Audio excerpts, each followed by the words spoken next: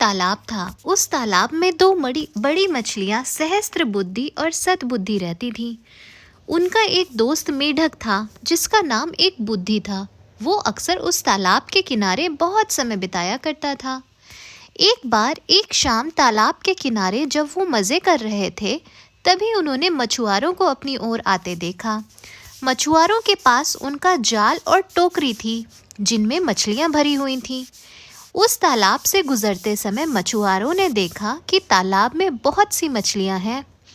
वे एक दूसरे से बोले, क्यों ना हम कल सुबह यहाँ आकर मछलियाँ पकड़ें। यह तालाब बहुत गहरा नहीं है और बड़ी बड़ी मछलियों से भरा हुआ है।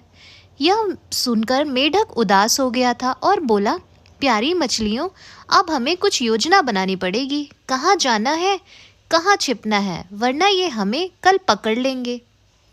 मछलियों ने ज़्यादा परवाह न करते हुए कहा, हे मित्र, मछुआरों की इस वार्ता से चिंतित ना हो, वे नहीं आएंगे। फिर भी अगर वो आए तो मुझे इस तालाब में बहुत ही गहरे पानी में स्थित एक सुरक्षित जगह पता है, हम वहाँ छुप सकते हैं। इस पर दूसरी मछली भी बोली, मैं कुछ मछुआरों की वजह से अपने पूर्वजों के घर को नहीं छोड़ूंगी। मैं भी गहरे पानी में सुरक्षित स्थान पर अपने आप को और अपने परिवार को भी बचा लूंगी। लेकिन मेढक को ये बात समझ नहीं आ रही थी। उसने कहा, ठीक है, आप यहीं रुकिए, लेकिन मैं अपने परिवार को लेकर तुरंत ही किसी दूसरे तालाब को चला जाता हूँ।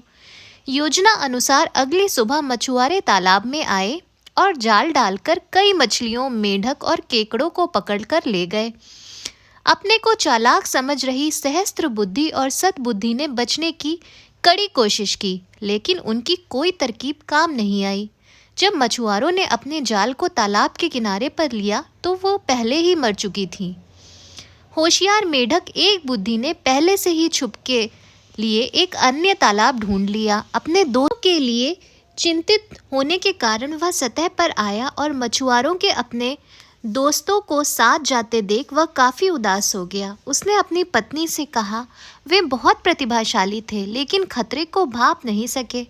तो इससे यही सीख मिलती है, खतरे को उसके पहले संकेत पर भांप ले और जिम्मेदारी के साथ अपने आप को बचाने के लिए योजनाबद्ध तरीके से कार्य करें। दोस्तों, अगर आपको मेरी इस कहानी से कुछ भी सीख मिली हो तो कमेंट करके ज़रूर बताना। वीडियो पसंद आई हो तो लाइक कर देना और ऐसी ही कहानियाँ आगे भी सुनते रहने के लिए मेरे चैनल को सब्सक्राइब करना मत भूलना। Thank you for watching.